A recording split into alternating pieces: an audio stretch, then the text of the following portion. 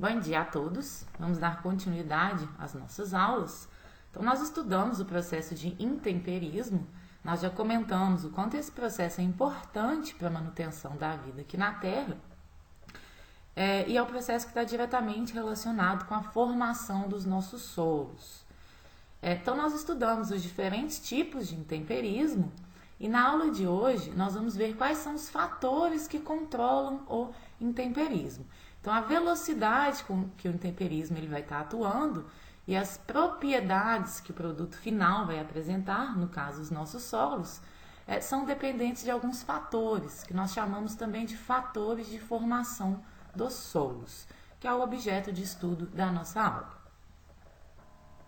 Bom, os solos, então, eles cobrem grande parte da superfície terrestre e nós temos diferentes tipos de solos. Nós vamos ver nessa aula que nós podemos ter solos mais rasos, mais profundos, vermelhos, amarelos, mais férteis, menos férteis. E essas propriedades dos solos, elas vão depender dos fatores de formação que atuaram na sua gênese. Então, qual que era a condição climática? Qual que era o tipo de rocha? Qual que é a vegetação desse local? Qual o relevo? Esses fatores eles vão estar influenciando, então, nas propriedades dos solos. Bom, a maior parte dos nossos solos se forma a partir da alteração das rochas. Como a gente pode ver aqui nesse caso, um exemplo de um neossolo litólico, que é um solo que a gente fala que é um solo jovem ainda, pouco intemperizado. Isso é um solo raso, que ainda contém grandes fragmentos de rocha, um solo que se assemelha muito à sua rocha de origem. Mas nós vamos ver que nós temos solos muito profundos, muito intemperizados, que eles não contêm quase nada de fragmentos de rochas, eles são muito diferentes já das rochas que lhes deram origem, porque eles já sofreram um processo de intemperismo intensamente. Então, dependendo desses fatores que estão atuando, os solos eles vão apresentar determinadas propriedades. Bom, nós temos alguns solos também que são formados pela deposição de sedimentos que são provenientes de outros locais. Então, são sedimentos que são transportados pelos rios que vão se depositando ali no seu leito e formam solos como esse que a gente está vendo aqui, que é o chamado neossolo flúvico. Então, esse solo ele é formado de diferentes tipos de materiais que são transportados pelos rios. Então, nesse caso aqui, esses solos eles não se formam a partir da alteração da rocha que está ali naquele local. Então, esse solo ele tem uma mistura de diferentes materiais. E nós temos também solos que são formados pela deposição de materiais orgânicos. São solos onde a fração orgânica ela é muito mais importante, né? Ela sobrepuja a fração mineral. São o que nós chamamos de organossolos. Mas, em geral, né, a maioria dos nossos solos, eles se formam a partir da alteração das rochas ali no local de formação dos solos. Bom, então nós vamos ver na aula de hoje que nós temos 5 fatores que controlam essa variabilidade de solos existentes aqui no nosso planeta, que são o clima, os organismos, a rocha, o relevo e o tempo. Então, a ideia que os solos eles se formam a partir da atuação desse conjunto de fatores, ela teve início, surgiu lá em mais ou menos 1880 por um russo chamado Dokuchaev.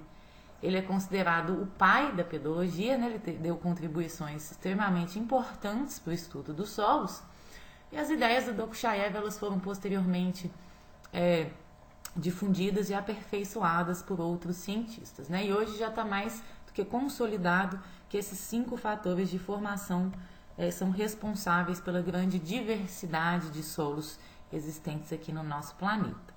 Então, nós vamos estudar cada um desses fatores, né? Inicialmente, nós temos, então, uma rocha, quando exposta às condições da atmosfera, ela vai sofrer a ação do clima e dos organismos vivos, ela vai começar a se transformar, né? A se decompor, a se fragmentar. Essa transformação, ela se dá em função do relevo. Então, nós vamos ver que locais de relevos muito acidentados, nós temos a atuação muito intensa de processos erosivos que vão remover esses materiais formados pelo intemperismo.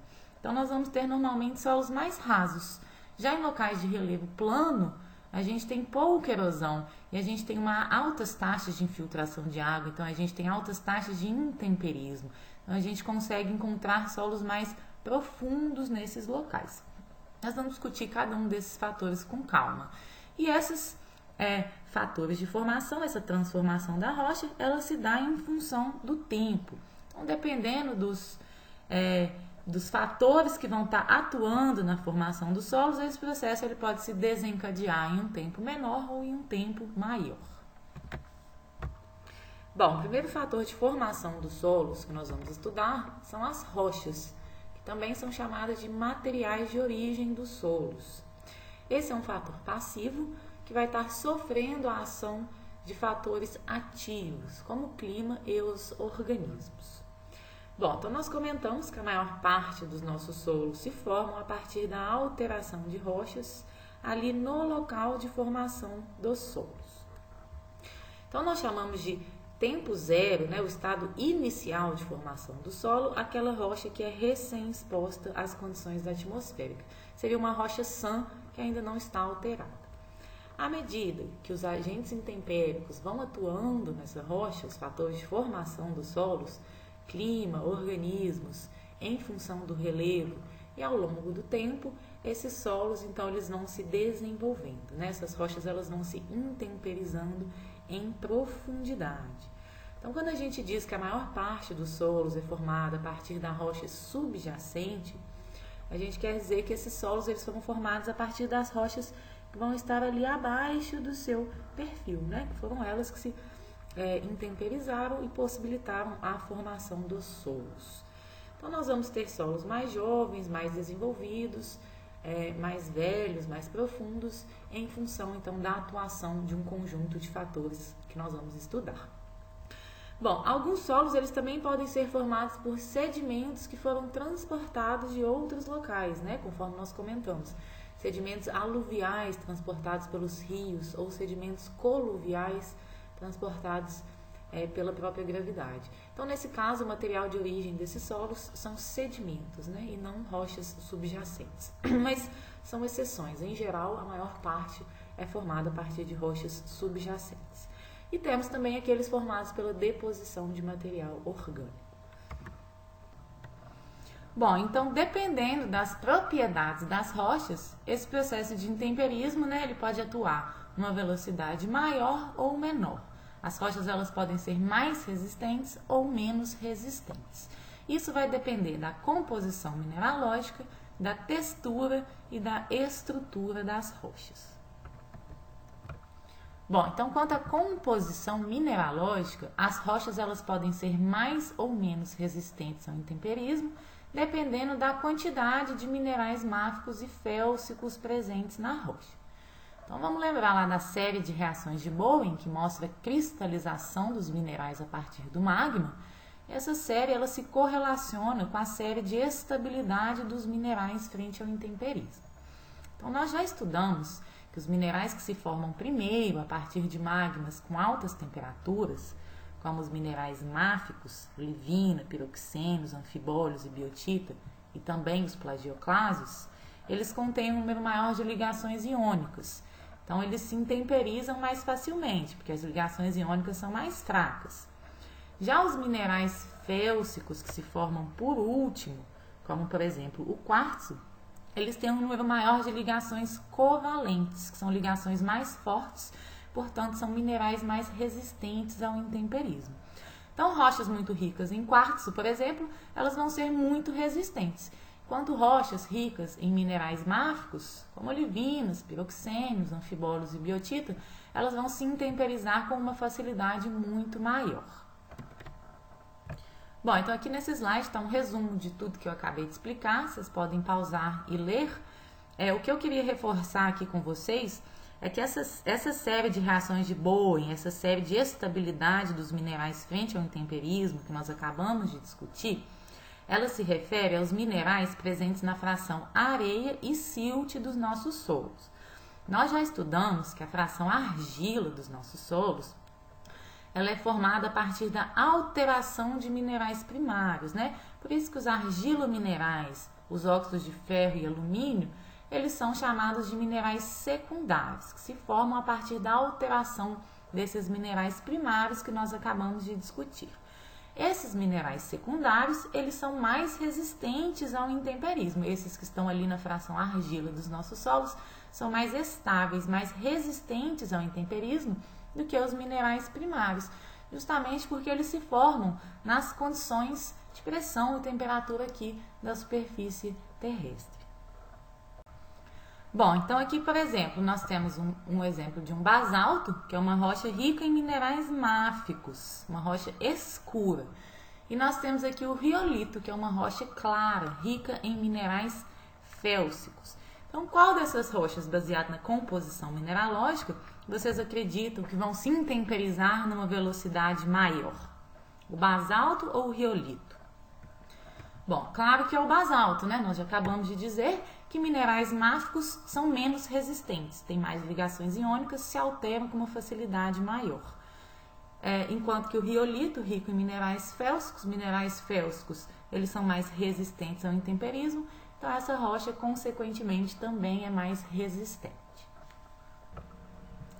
Bom, então aqui nós temos um exemplo de um diabásio, que é uma rocha de cor escura, portanto rica em minerais máficos, e um granito, que é uma rocha de cor clara, portanto rica em minerais félsicos.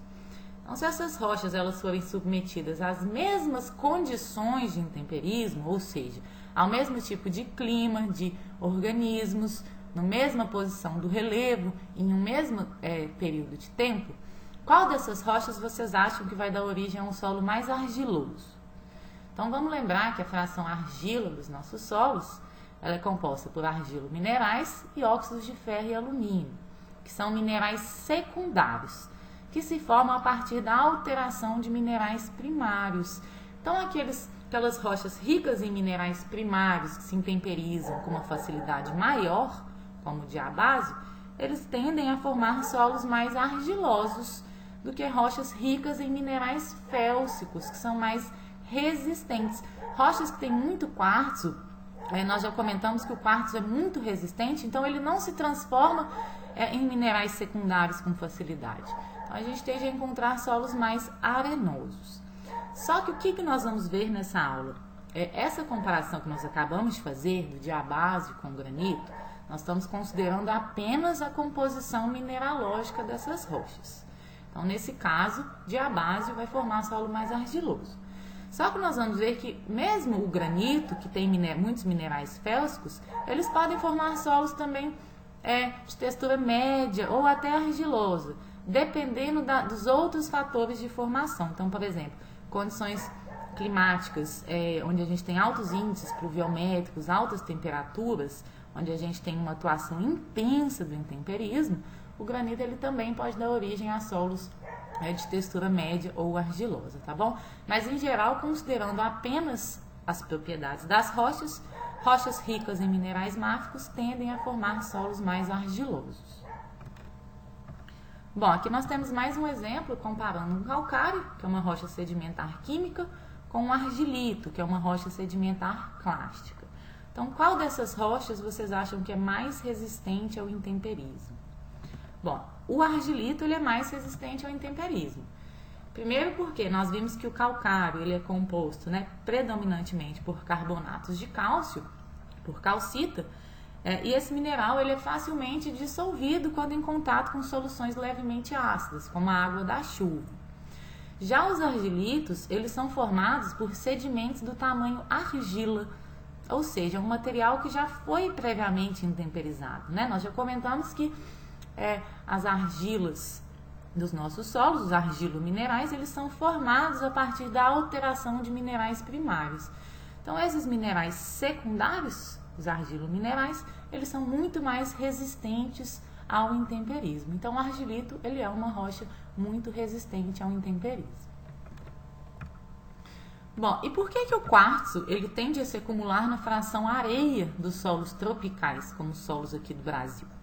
Então, nós já comentamos que o quartzo ele é um mineral primário muito resistente. Então, ele não vai se transformar em um mineral secundário com facilidade. Ele não vai se transformar em argilominerais com facilidade.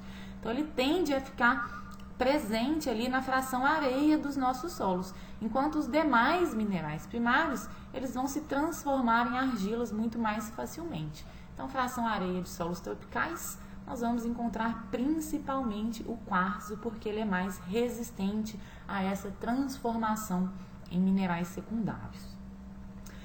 Bom, e um solo com presença de minerais como olivina, horblenda, plagioclásio cálcico ou biotita, ele é um solo muito ou pouco intemperizado. Bom, esses minerais, eles são minerais que se intemperizam com facilidade.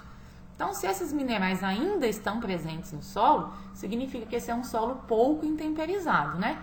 Porque se fosse um solo muito intemperizado, esses minerais eles já teriam todos se transformados em argilas. A presença dele no solo significa que esse solo é pouco intemperizado. E um solo com predomínio de minerais secundários, como a caulinita, que é um argilo mineral, e os óxidos de ferro e alumínio. Bom, um solo que tem um predomínio de minerais secundários, ele é um solo muito intemperizado, né? Significa, então, que boa parte dos minerais primários já foram alterados, já foram transformados em minerais secundários. Bom, aqui nós temos uma comparação, então, entre o arenito e o basalto. Então, qual dessas rochas vai dar origem a um solo mais arenoso? Bom, nós já vimos que o arenito é uma rocha sedimentar formada por sedimentos do tamanho areia. E nós comentamos que o quartzo ele é um mineral primário predominante na fração areia dos nossos solos, justamente por ser um mineral muito resistente ao intemperismo. Então, ele não se transforma em minerais secundários, em argila, minerais com facilidade. Então, o arenito vai dar origem a solos mais arenosos do que o basalto. O basalto é uma rocha ígnea máfica, ricas em minerais máficos que se intemperizam com uma facilidade muito maior. Então, os minerais presentes ali no basalto, os minerais primários presentes ali, eles se transformam com uma facilidade muito maior em minerais secundários, né? São as nossas argilas. Então, solos oriundos de basalto tendem a ser mais argilosos. Bom, e quanto à fertilidade desses solos? Os arenitos vão dar origem a solos mais pobres, né? Já que a composição básica dele é quartzo. Nós já estudamos que a estrutura do quartzo ela é formada unicamente por ligações entre silício e oxigênio. Então, esse mineral ele não contém elementos químicos que são essenciais para a nutrição das plantas, enquanto que o basalto ele é formado por minerais ricos em ferro e magnésio. O ferro e o magnésio são elementos químicos essenciais para que as plantas elas se desenvolvam e completem seu ciclo. Os solos originados de basalto tendem a ter uma fertilidade natural mais alta. Bom, além disso, a gente pode inferir também que solos originados de arenito, eles têm uma baixa capacidade de reter água. Nós já comentamos que solos arenosos, eles têm uma quantidade maior de macroporos, que são poros grandes, responsáveis pela drenagem da água. Então, a água se infiltra facilmente por esses solos em direção ao lençol freático. A água não fica retida ali nesses solos. Além disso, solos arenosos também têm uma baixa capacidade de reter nutrientes, já que as areias, elas praticamente não têm cargas elétricas. São as cargas elétricas nos solos que são responsáveis por reter alguns elementos químicos, que são nutrientes para as plantas, impedindo com que eles sejam lixiviados, carreados pela água em direção ao lençol freático. Já os solos argilosos, eles têm uma quantidade maior de microporos, de poros pequenininhos que são responsáveis por reter água. Então, eles têm uma maior capacidade de reter água, né? A água é essa que vai ficar disponível para que as plantas absorvam. E solos mais argilosos também têm uma capacidade maior de reter nutrientes, já que as argilas, elas são as principais responsáveis, considerando a fração mineral dos solos, né? São as principais responsáveis pela geração de cargas elétricas e, consequentemente, pela retenção de nutrientes. Além das argilas, o pessoal da biologia já estudou na semana passada, que aqui nos solos tropicais a matéria orgânica também tem um papel extremamente importante na geração de cargas elétricas e de retenção de nutrientes nos solos. E normalmente solos arenosos, a gente tem uma dificuldade maior de formar e estocar matéria orgânica. Bom, a textura da rocha é uma outra propriedade que influencia na sua resistência ao intemperismo. Nós já comentamos que quanto maior o tamanho dos grãos ou dos minerais, ou seja, quanto mais grosseira a textura das rochas, menos resistente elas são ao intemperismo. Então, as oscilações de temperatura que provocam, dilatação e contração dos minerais presentes nas rochas de textura grosseira, elas abrem mais espaços para que a água ela penetre nessas rochas, não só a água, como gases também e o calor, e acelerem assim os processos de intemperismo. Então, rochas de textura mais grosseira, elas estão mais susceptíveis à percolação de água, de gases e efeitos da temperatura, elas se intemperizam mais facilmente do que rochas de textura mais fina. Então, comparando um arenito, que é uma rocha formada por sedimentos do tamanho areia, ou seja, uma textura mais grosseira, com o argilito, que é uma rocha formada por sedimentos de tamanho menor, do tamanho argila, ou seja, tem uma textura fina. O argilito, então, ele vai ser mais resistente ao intemperismo do que o arenito. Bom, e a estrutura também é uma propriedade da rocha que influencia na sua resistência ao intemperismo. Quanto às rochas ígneas, que em geral apresentam uma estrutura maciça, nesse caso a textura ela é mais importante do que a estrutura. Já para as rochas sedimentares e metamórficas, que nós já estudamos, que elas têm estruturas estratificadas ou foliadas, essas estruturas elas atuam como planos de fraqueza e também caminhos preferenciais para infiltração e percolação de água. Então, no caso dessas rochas, a estrutura ela é muito importante porque ela pode atuar acelerando o intemperismo. Bom, aqui numa cidade próxima a Lavras, em Nazareno, nós temos um exemplo de como a estrutura das rochas ela influencia no intemperismo e nas propriedades dos solos formados. Então, nesse local, nós temos uma variação, uma transição de solos amarelos para solos vermelhos. E são solos oriundos de uma mesma rocha, sob as mesmas condições ambientais. Então, mesmo clima, mesma vegetação, mesma posição do relevo. E a diferença entre esses solos ela é decorrente da diferença na estrutura das rochas. Então, durante os processos de metamorfismo, são solos originados de rochas metamórficas de textura fina, então os dobramentos provocados nas rochas originais, eles deram origem a rochas com estrutura horizontalizada em alguns locais, e em outros locais essa rocha apresenta estrutura verticalizada. Então, nos locais que a rocha apresenta estrutura horizontalizada, a água ela tem uma dificuldade maior de se infiltrar. Então, consequentemente, os solos que se formam a partir dessas rochas, eles são formados em ambientes então mais úmidos, ambientes que têm uma drenagem pior. Então, consequentemente, os solos são amarelos. Já nos locais que as rochas apresentam estrutura verticalizada, a água ela se infiltra muito mais facilmente por essas rochas. Então, os solos formados nesses locais, eles se formaram então em ambientes que têm uma melhor drenagem, um melhor acúmulo de água. Consequentemente, esses solos, eles são vermelhos. Bom, então nós já falamos das rochas, que é um dos fatores de formação dos solos, e agora vamos falar sobre o clima, que é um fator ativo e que, isoladamente, ele é o que mais influencia no intemperismo. Então, o clima ele tem um papel muito importante nessa decomposição, nessa fragmentação das rochas. Ele vai influenciar tanto o tipo quanto a velocidade do intemperismo. Então, nós já comentamos que regiões mais secas, mais áridas, ou regiões polares, onde a gente não tem muita atividade da água no estado líquido, o intemperismo físico ele tende a atuar com maior intensidade. Enquanto em regiões onde a gente tem maior atividade da água, maiores índices de precipitação, maiores temperaturas, o intemperismo químico ele tende a atuar com uma intensidade maior. E a velocidade com que esse intemperismo vai atuar, então a velocidade com que as rochas vão se transformar, ela depende diretamente do clima. Quando a gente fala de clima, nós estamos falando principalmente de precipitação e de temperatura. Bom, a precipitação, porque ela vai influenciar a quantidade de água presente no sistema, presente no ambiente. Nós já estudamos que a água é o principal responsável pelas reações do intemperismo químico.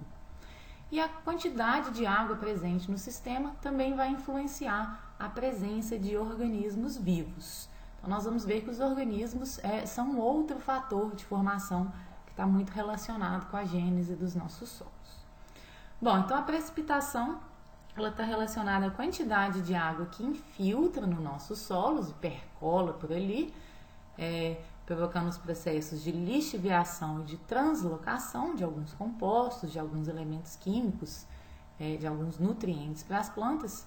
Então, ela influencia em processos muito importantes na formação dos nossos solos, que vão influenciar nos atributos dos nossos solos. E a precipitação também está relacionada às taxas de erosão. Nós vamos ver que a erosão ela remove partículas de solo, então ela dificulta o aprofundamento de perfis de solo, né? Dificulta a formação de solos mais profundos. Bom, e a temperatura ela vai influenciar também no intemperismo. Primeiro porque quanto maior a temperatura, mais rápidas as reações químicas elas se processam, as reações químicas promovidas pela água. Estima-se que a cada aumento em 10 graus na temperatura, as reações químicas elas dobram de velocidade. E também porque a temperatura ela controla a quantidade de água no sistema, ela controla a quantidade de água que vai estar evaporando, ou a evapotranspiração de água, que seria a quantidade de água que evapora dos solos e que é evaporada pela vegetação. Bom, se a gente observar aqui nesse mapa mundi, então o Brasil ele está localizado aqui em regiões de altas temperaturas e de altas umidade, né? O Brasil e as demais regiões que estão aí próximas à linha do Equador. Então, esses locais eles vão apresentar um intemperismo mais acentuado, mais intenso. Bom, nós temos aqui nessa figura a distribuição do intemperismo químico no mundo. Então, se nós observarmos esses locais que estão em laranja e vermelho, são os locais onde a gente tem a atuação mais intensa de intemperismo químico. Então, nesses locais nós vamos encontrar solos que têm um predomínio daqueles argilominerais 1:1, como a caulinita, e de óxidos de ferro e de alumínio. Enquanto que nesses locais representados de azul, onde a gente tem climas mais frios, também mais secos, os solos eles vão apresentar uma quantidade maior de argilominerais 2:1, que são potenciais fontes de nutrientes para as plantas, né? E os solos tendem a ter uma melhor fertilidade natural também. Nessas zonas em amarelo seriam as zonas áridas, onde o intemperismo químico ele é praticamente nulo. E a gente tem um predomínio de intemperismo físico nesses locais. Bom, aqui a gente tem um exemplo de quanto o clima ele influencia na velocidade do intemperismo das rochas.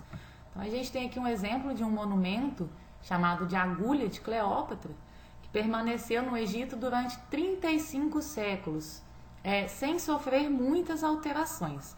Então, o Egito é uma região de clima árido, a gente tem pouca precipitação, a gente quase não tem intemperismo químico. Então, esse monumento ele foi transportado para Nova York, que é uma região de clima temperado. Então, a gente tem maiores taxas de precipitação em relação ao Egito.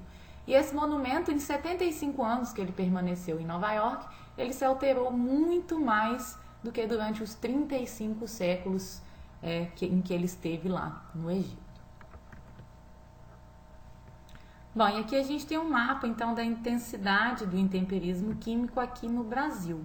A gente pode ver que a maior parte do Brasil, essas áreas representadas em vermelho, a gente tem uma atuação forte do intemperismo. São justamente nas regiões onde a gente tem maiores temperaturas e maiores taxas de precipitação. Em amarelo, que seria a região do semiárido do Brasil, a gente já tem um intemperismo químico muito fraco, porque a gente quase não tem precipitação.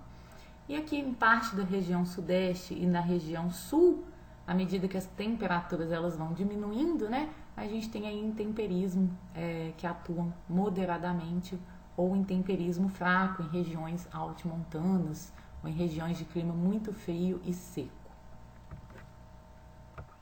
Bom, então pensando nisso tudo que nós falamos, Os solos de clima tropical, eles são mais profundos e mais argilosos em relação aos solos de clima temperado?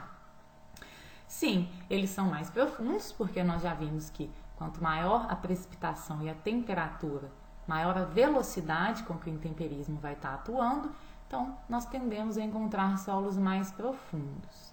E solos mais argilosos também, porque nós já estudamos que a água é a principal responsável pelas reações do intemperismo químico, né? Pelaquela reação da hidrólise, que transforma os minerais primários em minerais secundários que estão presentes na fração argila dos nossos solos. Claro que isso vai depender do material de origem também, né? Se nós pegarmos um quartzito, que é uma rocha que é composta só por quartzo, ela não vai formar solo argiloso aqui, mesmo nas condições tropicais. Mas, de modo geral, pensando no clima, os nossos solos tendem a ser mais profundos e mais argilosos do que solos de clima temperado. Então, observando essa figura aqui, não se preocupem com essas letras, que são designações dos horizontes dos solos, né? O pessoal da zootecnia e química ainda não estudou isso, mas observem apenas aqui a espessura dos solos. Então, em regiões de clima desértico e frio, onde a gente tem pouca atividade da água, os solos vão ser muito rasos, ou a gente não vai ter solo, né? Na maior parte das vezes a gente nem sequer tem solos. Ou solos muito rasos aqui, com coisa de 10 centímetros de espessura. À medida que a gente vai caminhando aqui para o clima árido, temperado, até chegar no clima tropical, úmido, os solos eles tendem a apresentar maiores profundidades, né? Existem solos aqui no Brasil que chegam aí a mais de 15 metros de profundidade, como os latossolos, por exemplo. Bom, e quais solos tendem a apresentar uma maior fertilidade natural? De clima temperado ou clima tropical? Bom, nós já comentamos isso diversas vezes, né? Que solos de clima tropical tendem a ter uma fertilidade natural mais baixa. Bom, então se nós relembrarmos a reação da hidrólise, que transforma minerais primários em minerais secundários, nós conseguimos entender por que os solos aqui nos trópicos eles são mais pobres em nutrientes. Então, a hidrólise dos minerais primários, dependendo das condições ambientais, ela pode formar argilas do tipo 2:1 ou argilas do tipo 1:1 e os óxidos de alumínio. Então, em climas temperados, os minerais primários eles vão dar origem às argilas 2:1.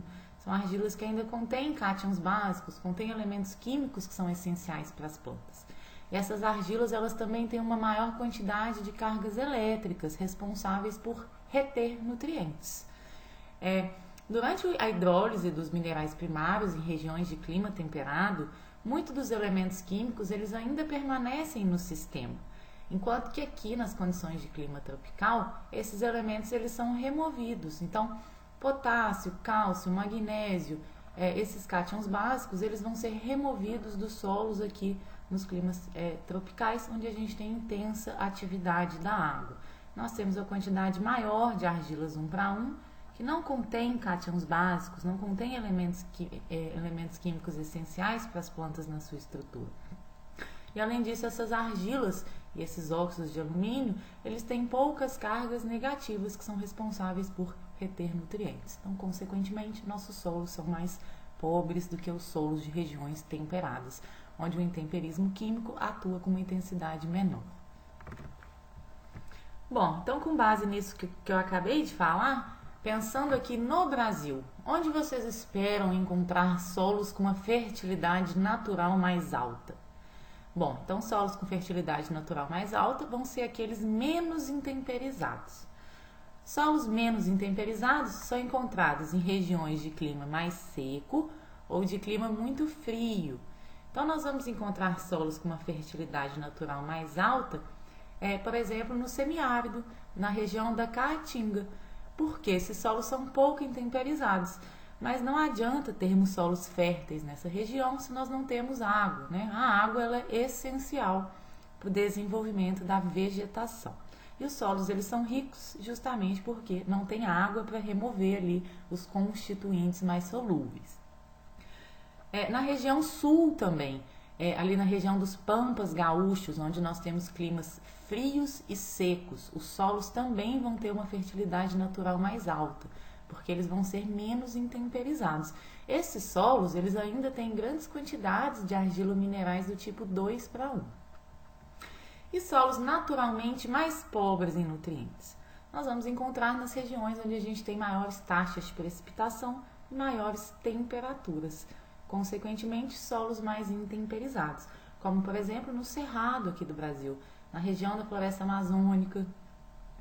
E em qual região os solos terão mais teores de óxidos de ferro e alumínio? Na região sul ou no Cerrado? Bom, nós já respondemos essa pergunta, claro que é no Cerrado, onde os solos são mais intemperizados. Quanto mais intemperizado o solo, maiores são os teores de óxidos de ferro e de alumínio e de argilo-minerais 1:1. Bom, então aqui para resumir isso tudo que nós falamos, considerando apenas o clima, né, a gente tem que lembrar sempre que nós temos 5 fatores de formação que atuam em conjunto na formação dos nossos solos. Então a gente tem que considerar os 5 fatores quando a gente faz uma interpretação dos solos na paisagem. Mas considerando apenas o clima, então se a gente pegar uma mesma rocha, uma mesma posição do relevo, com o mesmo tipo de vegetação, se a gente variar apenas o clima, as rochas expostas então a climas mais quentes e úmidos, elas vão se decompor numa velocidade muito maior.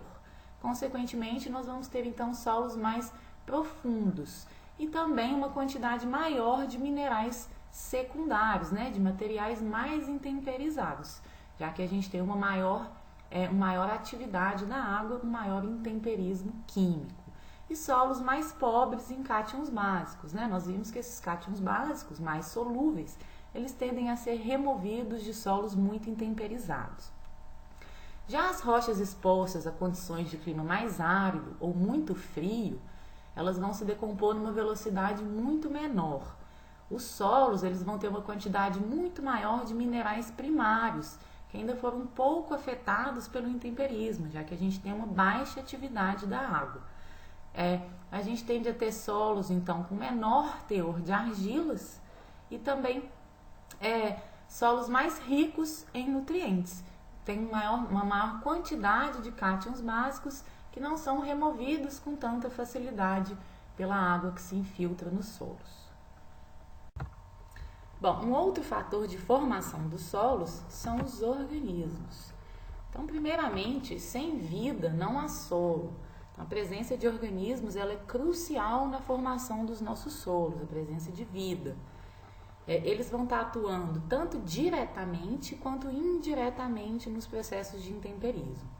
Quando a gente fala de organismos, nós estamos nos referindo tanto aos micro quanto aos macro-organismos, então micro-organismos e animais, e também à vegetação, microflora, vegetais superiores e também o homem. O homem ele entra nesse fator de formação que são os organismos, já que ele pode promover grandes modificações nos solos, né? Operações de manejo dos solos, principalmente aquelas que envolvem o revolvimento, como aração, gradagem, subsolagem, também a adição de fertilizantes, de resíduos orgânicos, irrigação, todas essas intervenções antrópicas, elas também promovem modificações nos nossos solos.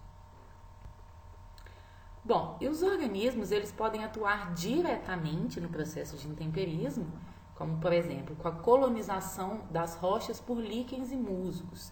Esse é um dos estágios inicial de alteração das rochas. Então, esses organismos primitivos, líquens e musgos, eles conseguem colonizar as rochas e extrair alguns elementos ali por contato direto. Esses organismos também secretam ácidos orgânicos e eles contribuem para acelerar o intemperismo e o desenvolvimento de solos nesse local, que vai propiciar condições para que vegetais superiores colonizem esse ambiente posteriormente. Uma outra ação direta dos organismos no intemperismo, nós já comentamos na aula sobre o intemperismo, que tem um tipo de intemperismo físico, biológico, que é propiciado pelo crescimento de raízes nas fissuras das rochas. Então, essas raízes, elas forçam as rochas, elas pressionam e aceleram a fragmentação. Bom, os organismos também atuam diretamente num processo muito importante para a manutenção do equilíbrio de ecossistemas naturais e para a qualidade do solo em ambientes agrícolas, que é o processo de ciclagem de nutrientes. Então, os resíduos vegetais, resíduos orgânicos que se depositam nos solos, por exemplo, restos de folhas, de galhos ou restos culturais, resíduos orgânicos, né, eles vão sofrer o processo de decomposição e de mineralização. Então, essa decomposição e essa mineralização que vai ser realizada por organismos que vivem ali no solo, vai devolver aqueles nutrientes que estavam presentes nos resíduos. Esses nutrientes vão ser devolvidos para os solos de forma que as plantas consigam reaproveitá-los, reabsorvê-los, mantendo assim um ciclo de nutrientes que é essencial, né, para a qualidade e para o equilíbrio dos nossos ecossistemas. Além disso, organismos, raízes de plantas, eles também excretam ácidos orgânicos que acidificam o meio e contribuem para a solubilização, para o intemperismo de minerais presentes ali nos solos. Bom, e os organismos, eles também vão influenciar indiretamente nos processos de intemperismo. Então, uma das formas é que eles regulam a quantidade de água no solo. Então, dependendo da quantidade de água que as plantas elas absorvem, elas vão estar, então, influenciando a atividade de água do solo, né? Plantas que absorvem muita água, elas vão estar reduzindo a quantidade de água no solo, que é responsável pelas reações do intemperismo. Assim como nas taxas de evapotranspiração, né? Na quantidade de água que vai estar sendo perdida dos solos para a atmosfera. Elas vão influenciar também na taxa de infiltração de água, já que a gente já comentou, né, que solos que têm uma boa cobertura vegetal, bons teores de matéria orgânica, bastante atividade biológica, eles vão ter melhores taxas de infiltração de água. Então, mais água no sistema. E eles também vão reduzir os processos erosivos. A cobertura do solo ela é extremamente importante no controle da erosão. A erosão é um grande problema enfrentado aqui no Brasil e em vários outros países. E ela exige, então, práticas que mantenham o solo coberto, seja com uma cobertura viva ou cobertura morta. Então, essa cobertura melhora a infiltração de água e reduz a erosão, que é responsável, então, por remover partículas de solo. Bioturbação é um outro processo onde os organismos eles atuam diretamente na transformação dos solos. Bioturbação quer dizer revolvimento de solos por ação biológica. Então, alguns organismos, como cupins, por exemplo, eles carregam partículas de solo de horizontes ou camadas mais profundas do solo. Eles pegam essas partículas do tamanho argila e carregam para a superfície, onde eles constroem suas casas, seus cupinzeiros. Então, esse processo ele tende a homogeneizar os solos. Também influencia, então, nas propriedades que os solos vão apresentar. Um outro fator de formação dos solos é o relevo. O relevo é um fator também muito importante porque ele controla a infiltração de água nos solos. E, consequentemente, controla, então, as reações do intemperismo. Então, relevos planos, a gente tem uma maior infiltração de água. Em relevos declivosos, muito íngremes, nós temos um maior escoamento superficial. Então, a água, ao invés de se infiltrar nos solos, ela escoa pela superfície, promovendo erosão. Então, relevos mais acidentados, nós vamos encontrar solos mais rasos. Relevos mais planos, solos mais profundos, já que a gente tem boa infiltração de água e a gente tem, então, um avanço dos processos de intemperismo. Em locais de relevo deprimido, onde a gente tem acúmulo de água, então locais abaciados ou locais próximos aos cursos d'água, que estão sujeitos à inundação, nós vamos ter a presença de solos hidromórficos. São aqueles solos que nós já comentamos de cores cinzentas, pobres em ferro oxidado. Esses solos eles vão ter ou ferro na forma reduzida ou eles não vão conter ferro. São locais muito propícios a acúmulo de materiais orgânicos também. Locais onde a gente tem acúmulo de água, temos baixa atividade de micro-organismos para decompor a matéria orgânica. Então, esses materiais orgânicos eles tendem a se acumular. Bom, então aqui para a gente ver o quanto o relevo é importante na formação dos nossos solos. Então, locais onde a gente tem relevo muito acidentado, muito declivoso, nós vamos ter atuação intensa de processos erosivos. que vão atuar removendo os materiais dos solos. Então, nós vamos ter solos muito rasos nesses locais. Os solos são rasos porque a água, em vez de infiltrar, a maior parte vai escorrer na superfície. Então, além dela estar deixando de infiltrar e assim acelerando os processos de intemperismo, essa água que escorre, ela carrega materiais de solo. Então, nós vamos encontrar ou solos muito rasos ou rocha exposta nesses locais, né, onde sequer vai haver a presença de solos. Bom, então aqui nós temos um exemplo de um solo situado em um relevo declivoso, onde a gente tem pouca entrada de água no solo e a gente tem muita erosão removendo esses materiais. Então nós vamos ter solos muito rasos. Nós também dizemos que são solos muito jovens, porque são solos pouco intemperizados. A gente ainda tem grandes fragmentos de rocha, muitos materiais primários nesses solos.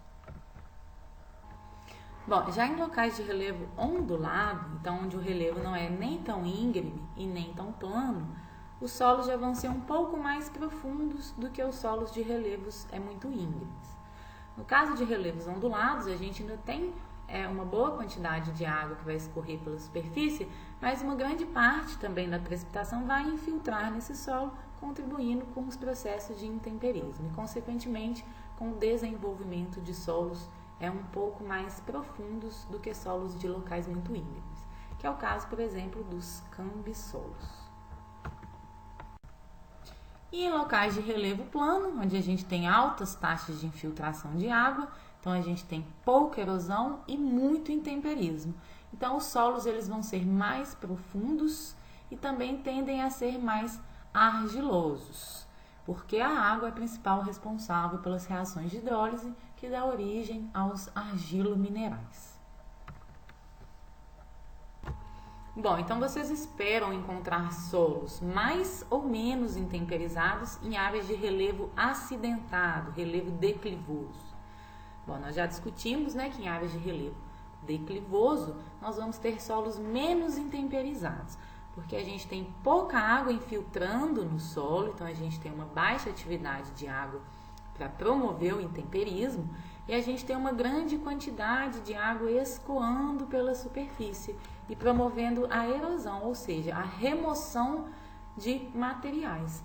Então a gente espera que em relevos acidentados a gente tenha solos menos intemperizados, consequentemente solos mais rasos e solos de fertilidade natural mais alta, porque a gente tem uma baixa atuação do intemperismo químico.